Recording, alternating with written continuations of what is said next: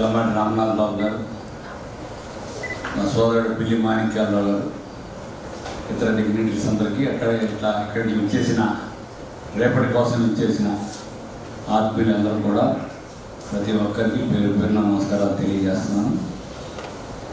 ఈ రేపటి కోసం దినపత్రిక స్టార్ట్ చేసిన శ్రీనివాస్ గారు నాకు చిన్నతనం నుంచి పరిచయం.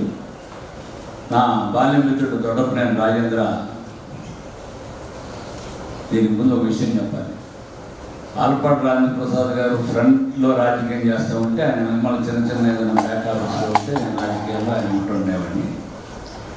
తర్వాత నేను ప్రత్యక్ష రాజకీయాల్లోకి వచ్చినప్పుడు దొడ్డపనేని రాజేంద్ర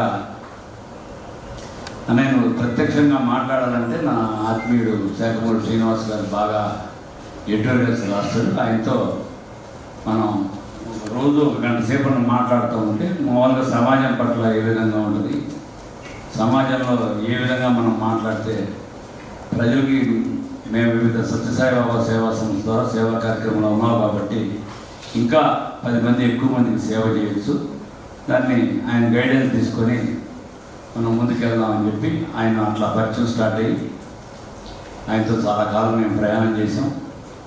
ఆయన ఎప్పుడు చెప్తుండేవాడు, నువ్వు సమాజం పట్ల ప్రశ్నిస్తూ ఉండాలి, అసలు మనకి రాజకీయాలకు ఎవరైనా తప్పు చేస్తుంటే ప్రశ్నించే తరంలో ఉండాలి మనం అని చెప్తా ఉండేవాడు.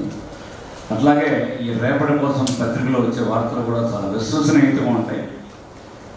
ఆ విషయాన్ని ప్రతి ఒక్కళ్ళు వివిధ కోణాల్లో అర్థం చేసుకొని ఈ యొక్క ప్రజాస్వామ్య దేశంలో సమాజం పట్ల అవగాహన ఉండి ఎవరైతే అధికార ప్రభుత్వాలు ఉన్నారో వారిని ప్రశ్నిస్తూ ఉండాలనే ఎప్పుడు అంటే అది నెగిటివ్ అనుకోవాలని అనే ఆలోచనలోనే శాఖమూరి శ్రీనివాస్ గారు ఉంటారు. ఆ విధంగా నాతో ఆయన జర్నీ మొదలై ఈ యొక్క కార్యక్రమానికి రేపటి కోసం 7వ